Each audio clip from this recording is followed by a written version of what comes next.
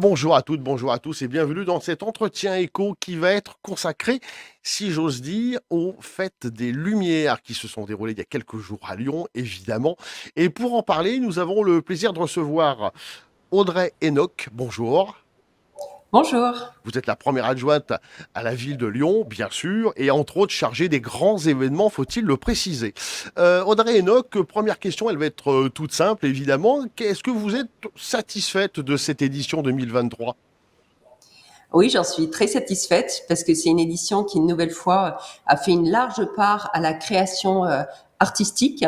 C'est vraiment un événement culturel qui est reconnu au niveau national et international.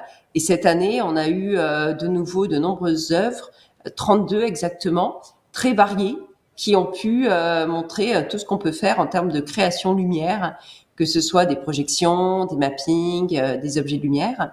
Et à côté de ça, c'est une fête où on n'a eu aucun souci sur le plan sécuritaire, ce qui est quand même gageur dans la période que l'on traverse actuellement, et qui a permis aussi de réaffirmer les éléments importants pour la ville de Lyon, que sont l'inclusivité, la fête à hauteur d'enfants, la proximité dans des nouveaux quartiers, l'accessibilité aux personnes handicapées, etc. Donc, c'est vraiment une réussite. Effectivement, vous avez mis l'accent sur l'accessibilité. C'était un point très important cette année. Je crois qu'il y a eu à peu près 900 personnes en personnes de handicap qui ont pu effectivement assister à l'événement, ce qui est une grande nouveauté.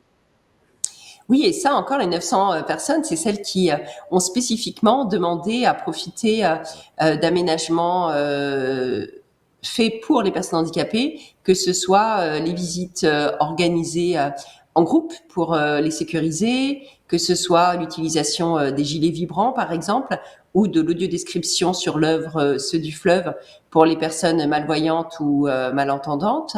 Mais il y a sans doute beaucoup d'autres personnes aussi handicapés qui n'ont pas fait part de leur handicap et qui ont pu profiter des aménagements nouveaux qu'on a mis en place, que ce soit sur les transports en commun, grâce à un très beau partenariat entre Keolis et Andiamo, ou d'autres éléments de signalétique et d'accompagnement mis en place par la ville de Lyon.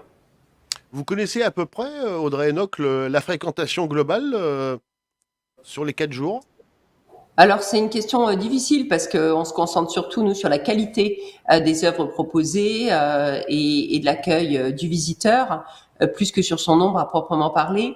L'an dernier, nous étions à 2 millions de visiteurs et là, on pense qu'on en a eu un peu plus si on recoupe les chiffres qu'on a sur les lieux où on peut plus aisément compter, comme les lieux assez clos notamment, et puis la fréquentation des transports en commun. Donc on est sans doute autour de 2 millions d'eux, disons plus de 2 millions.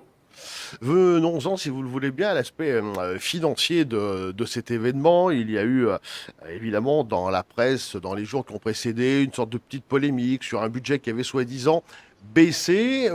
Est-ce que c'est le cas ou est-ce que c'est une contre-vérité? C'est une contre-vérité puisque la ville de Lyon consacre toujours le même budget depuis de nombreuses années à la Fête des Lumières. En dépenses directes, on est environ à 2 millions d'euros, qui augmente chaque année, mais d'une petite somme, hein, à peu près 50 000 euros de plus chaque année pour essayer de suivre l'inflation. Mais l'investissement en dépenses directes est le même. On parle parfois de 3 millions d'euros parce qu'il y a aussi beaucoup de personnel mobilisé. Et donc cette dépense-là, elle est ailleurs, elle est dans la masse salariale de la ville de Lyon, que ce soit les policiers municipaux, la communication, la direction des festivités, etc., etc. Et on doit rajouter à ces sommes-là le soutien des mécènes et des partenaires qui est vraiment crucial pour nous et qui est en augmentation cette année. Puisque en 2022, nous avions à peu près 900 000 euros de soutien à des mécènes et que cette année, ça a été plutôt 1,2 million, avec notamment une augmentation des soutiens du côté des médias qui était très positif. C'est un axe que vous devez développer, j'imagine, encore un peu plus pour les éditions futures, cet axe Oui, tout à mécène. fait. Ouais, ouais. Oui, oui, on a vraiment besoin des mécènes pour la fête des Lumières, puisque, bah, comme je l'ai indiqué, la ville de Lyon fait des efforts budgétaires, mais on peut pas aller plus loin face aux autres dépenses qui s'imposent à notre collectivité. Et donc, le fait qu'on ait un budget à peu près stable d'année après année, ou qui augmente très légèrement, couvre à peine les augmentations qu'on a du fait de la sécurité et de l'inflation. Et donc, on a besoin d'avoir le soutien de nouvelles entreprises, de nouvelles fondations pour pouvoir faire plus sur la création artistique. Il faut quand même payer les artistes suffisamment pour avoir des belles œuvres, et puis faire plus sur d'autres sujets comme l'accessibilité dont on a parlé tout à l'heure, qui nécessite des accompagnants humains pour améliorer les dispositifs. On va parler aussi, si vous voulez bien, un peu de l'aspect écologique de l'événement. Vous avez reçu, pardon, une norme ISO 20121, une norme écologique pour un événement. Vous travaillez évidemment sur le zéro déchet, sur l'énergie au sens propre, sur les transports, les matériaux. Comment on peut encore aller plus loin, Audrey Enoch, dans ce domaine-là? C'est vrai qu'on fait déjà beaucoup pour limiter l'impact sur l'environnement de nos gros événements, mais on pense qu'on peut continuer à aller plus loin.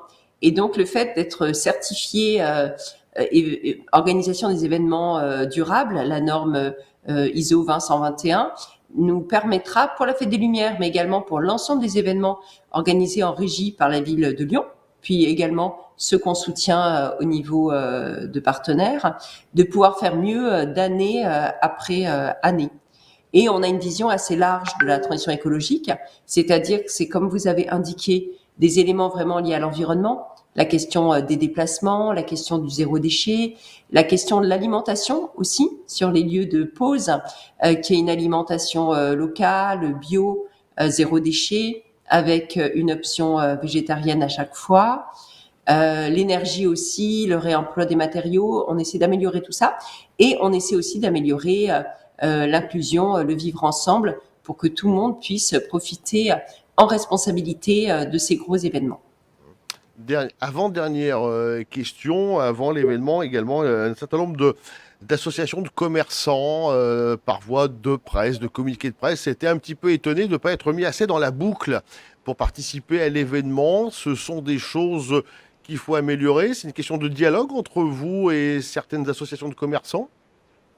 Non, je pense que là, c'est surtout des polémiques politiques, parce que les commerçants, les restaurateurs, les hôteliers bénéficient énormément de la Fête des Lumières. Enfin, quand même, il faut rappeler que c'est en effet plus de 2 millions de personnes qui déambulent dans les rues. Cette année, on a eu encore plus de touristes que les autres années, et l'Office du tourisme nous confirme que lorsque les personnes restaient auparavant une seule journée ou 2 jours, maintenant, elles restent facilement 3 ou 4 jours. Donc moi, tous les hôteliers avec lesquels j'ai parlé étaient pleins. Il y a eu vraiment une très grande fréquentation de tous les commerces, restaurants, hôtelleries sur la Fête des Lumières, et ils en sont très contents.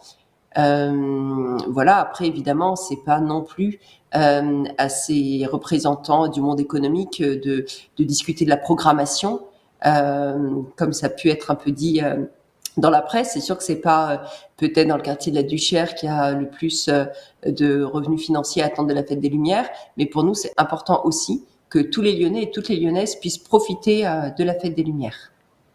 Dernière question, Audrey Enoch, que vous êtes déjà en train de travailler, pardon, sur l'édition 2024, j'imagine. Mhm. Ah ben bien sûr, on commence tout de suite. On a déjà programmé une réunion de retour à chaud de cette édition 2023, et dès janvier, on commence à travailler sur l'édition 2024, et on a même déjà beaucoup d'idées et de collaborations avec d'autres festivals et d'autres villes européennes et au-delà pour l'édition 2024. On suivra ça avec vous avec grand plaisir. Merci Audrey Enoch d'avoir répondu à nos questions et on vous souhaite une très belle fin d'année, évidemment. Merci à vous de nous avoir suivis. Vous pouvez revoir cette émission sur notre site internet, notre chaîne YouTube ainsi que sur nos réseaux sociaux. D'ici là, passez une très belle fin de journée à l'écoute de Lyon Entreprise. À bientôt.